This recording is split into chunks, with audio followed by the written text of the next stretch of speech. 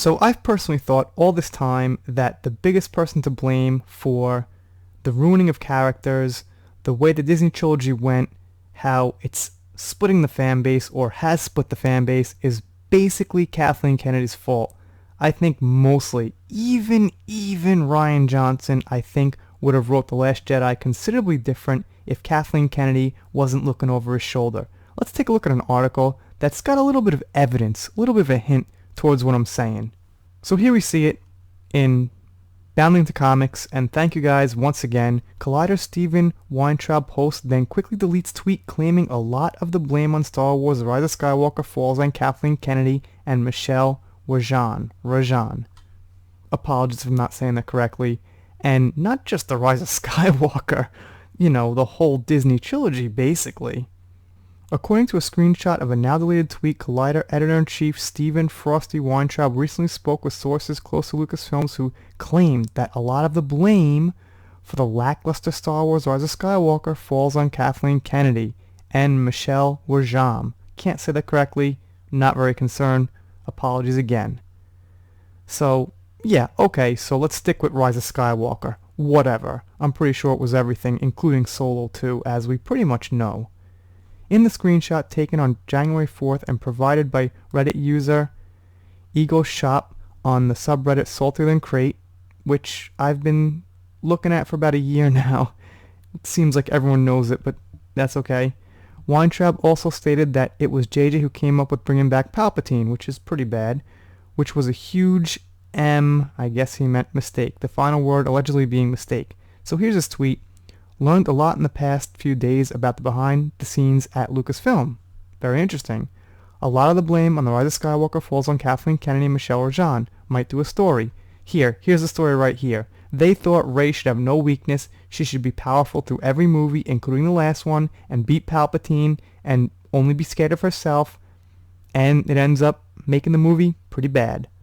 Saying that it was JJ who came up with bringing back Palpatine, which was a huge mistake. Yes, that was a huge mistake, but in the right context, they could have pulled it off. If Rey wasn't the one who beat him, Anakin comes back somehow. They gradually build, up to a Force Ghost battle that I think was supposed to be in a different cut of the movie. It could have worked better. But, yeah, bringing him back wasn't the best thing to do. If Weintraub's deleted tweet has any truth to it, it seemingly affirms a recent report from Reddit user Eagle Shop. In that post, Eagle Shop details that a source told him Disney actively sabotaged J.J. Abrams and Star Wars The Rise of Skywalker in order to hamstring Warner Bros. So they cannot reinvigorate their DC Comics franchise. So yeah, we've heard this before. That was a different story, I suppose is connected to this. Disney is one of the studios who were in that Bad Robot bidding war last year. Disney never had much interest in Bad Robot as a company, but they did in JJ because they saw Warner Brothers, who JJ went with in the end, as a major threat. Okay, it's possible. That stuff is speculation, and if they ruin The Rise of Skywalker over that, that's just one more crappy, pathetic, pitiful thing that they did. Kind of a cool picture here. So, they say here that, Disney interfered with JJ's vision for the film, and that could be. I mean, the thing's very choppy, it's a mess, and the ending was pretty damn bad in my opinion. The Reylos got pissed off, the OT fans got pissed off, like almost everyone got pissed off. The only people who like this movie are the ones who were just tired of hating on the Disney trilogy. I've got a few friends who like the movie, and I think most of them were set on liking it. They just couldn't not like another Star Wars movie. It's Solo, it's Episode 7, Episode 8. It's just so hard for some people to keep up the hate. Yeah, it was a little bit of a rhyme. But the point is, I gotta call it as I see it. I don't want to hate it. I wish I loved it. I really do, but how can I love the way it came out when it ruins Episodes 1 through 6, basically? So Ego Shop, who is the guy who posted on Saltier Than Crate, says, I'm surprised the media is even commenting on the refute to all this, because even the way they're wording things is flat out laughable and makes them look like they're trying to cover it up by being ridiculously over the top and mentioning buzzword sentences like tinfoil hat and conspiracy. We live in a fake news world now, and we're all well aware that the media now has an agenda. And this channel is not fake news.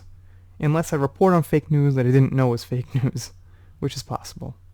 So they go on to explain that unbiased journalism's a rarity these days, and I think big-time mainstream media that's unbiased is a rarity, but you could find journalism that's very honest.